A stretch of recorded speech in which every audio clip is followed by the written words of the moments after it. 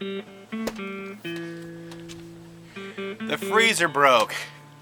And I'm going to try to fix it. I would be remiss if I didn't at least try and show you guys how I'm trying.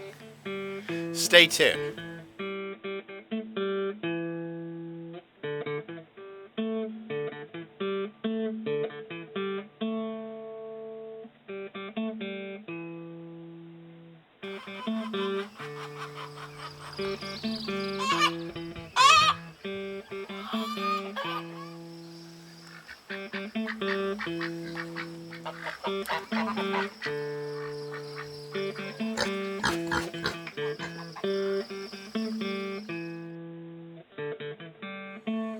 Hello, welcome back to Pine Meadows Hobby Farm. I'm your host, Jerry Hanson.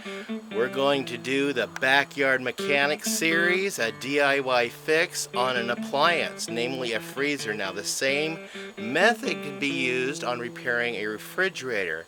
That's only if you're low on Freon. Your refrigerator's been going off cooling, or your freezer's been losing its cool over a period of time, and now it doesn't work. I discovered this the other day when I brought home my hog after taking it down to the butcher's and having it processed. And oh man, freezer didn't work, so I had to come up with an alternative and pack the freezer compartments in both fifth wheels in the house full of hog meat. So at least that saved my bacon. Hey, no pun intended, really, seriously. Anyway, this freezer's broke and we're going to try to fix it for under 20 bucks. And here is the products that I purchased to help me with this. Air conditioner, auto air conditioner recharge kit with a hose. Not very much. Got this at Walmart. It doesn't run that much. Here's the price for this. And then I purchased on eBay or Amazon this little bullet piercing valve. You're going to need this to repair your freezer. And here's the price for this. You don't need to do this, but I did. I wanted to seal if I had any leaks in my lines. And this is a sealant that's good for metal. You want to make sure it repairs metal leaks, not just rubber leaks, but this does both. This cost me this much, so I did spend a little bit extra money, but you do not need to do this. But I'm taking the extra move and going ahead and trying to seal if there's any leakage. I had purchased this some time ago when I did my reconditioning of my air conditioning in my T-Bird and my Chevy 1-ton dually.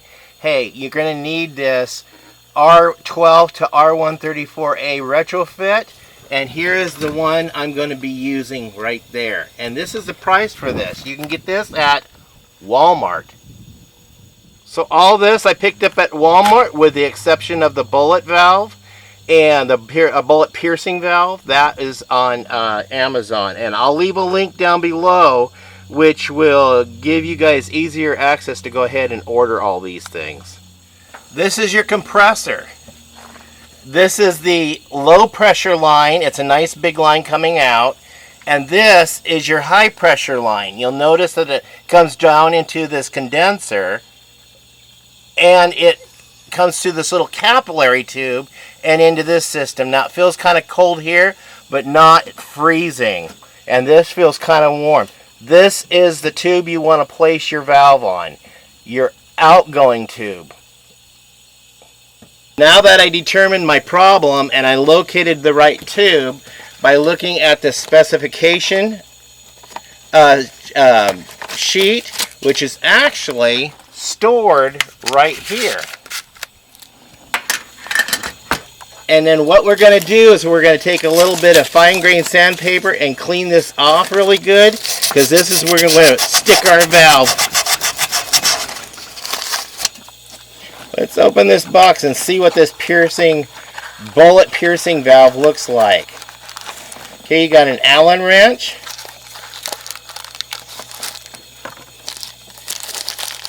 You got the bullet piercing valve. And you got two line adapters. And you have a little bit of instructions here. Let's read the instructions. Well, I'll just walk you through it. So we're going to take one of these two adapters and we're going to match it up to the size of line we have. So this one looks like it might be the right size. Let's see this one. So we've got to use this one. Be sure you unplug it before you start work. We're going to go ahead and remove these little bolts. There's 3 of them. And then in the bottom, you're going to seat this in that little hole. See, it's got this little divot there and a little pin. That seats right there. Now it's optimal to find a spot on your line that you can access your valve, because you're going to need to access this little Allen nut here, or Allen screw, and you're also going to need to access this port right here, because that's where your Freon is going to enter into the system at, and this is your valve for piercing and opening and closing. So I'm going to go ahead and mount it just like this.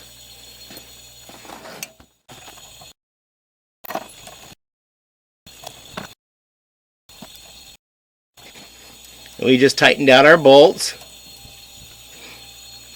There, it's installed. And now we're going to go ahead and pierce the line with that bullet valve. We're just going to drive it down all the way until it seats.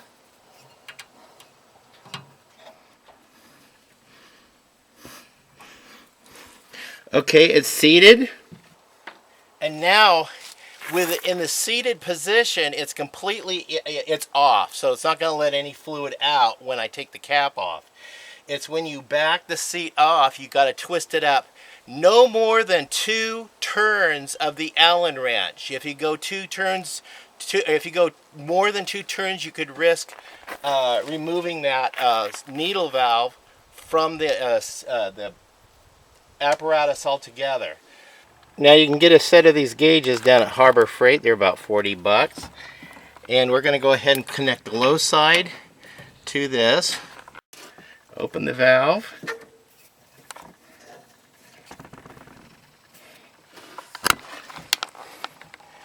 And then that's how much pressure it's got in there. So we'll see if it's low on Freon. We have to plug it in.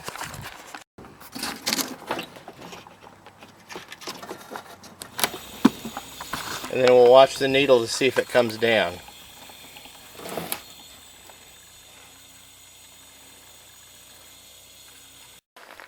Now if your compressor was starving for Freon, you just fill it up just enough till it starts getting cold, and check your pressure. It should go right down to 0, and then go 2 points above 0, and hold it, and that should be sufficient enough to keep your that should be sufficient enough of Freon in your system to be able to accommodate your needs.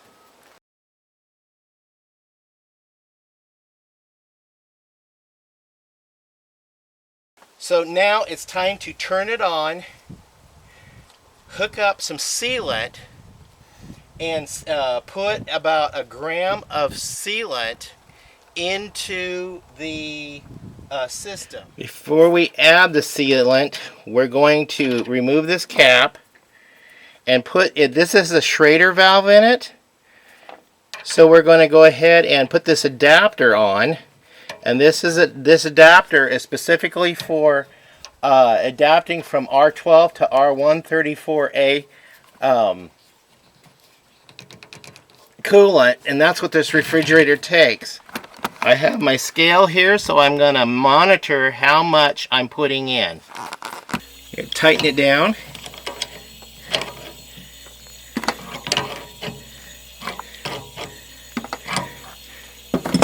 Put this on. Turn the scale on.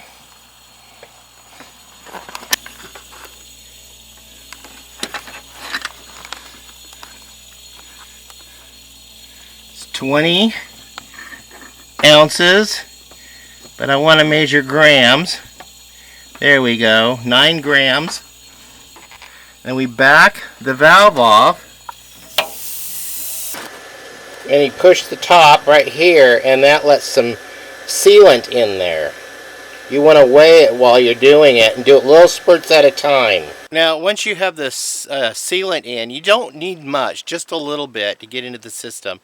And you're going to go ahead and, if you're low on the Freon, go ahead and add your Freon by connecting it the same way I showed you. Just follow this.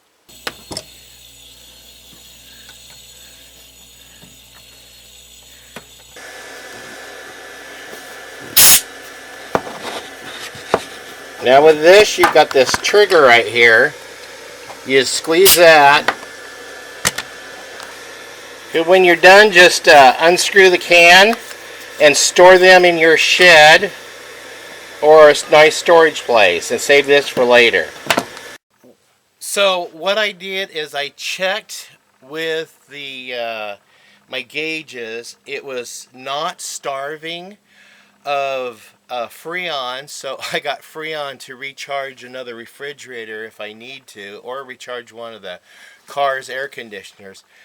But the Freon was fine. The compressor's running. It's just still not getting cold. I don't know what the problem is, unless there is a blockage in the line that actually allows the Freon to move freely throughout the freezer. But it's got Freon in it. It's full.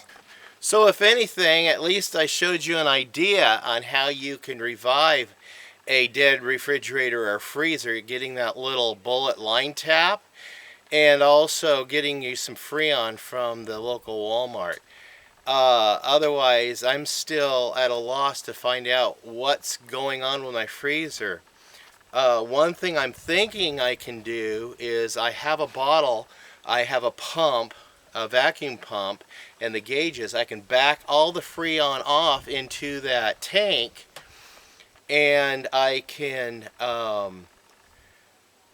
recharge it. Put a negative pressure in there and recharge it with fresh Freon, and hopefully that'll dislodge any blockage and maybe make it run again. You refrigeration experts, maybe you can leave a comment below and tell me what you think, or what next step I need to proceed to try to get this thing fixed. I hate to have to go down and spend $500 on a new freezer, but if I have to, I have to. I need a freezer. For now, I may just end up looking at Craigslist and finding one for dirt cheap down there. I did find one for 20 bucks over in Grants Pass, so I was thinking of running over there and grabbing that one if it's still available. Well, that's the way I found to be able to restore my freezer. Working on a refrigerator, those are the parts you need. It's pretty simple. Check out other YouTube videos out there. Some other guys, they have good information on doing the same thing as I just did. So this is just the Backyard Mechanics series on trying to restore a freezer that wasn't cooling.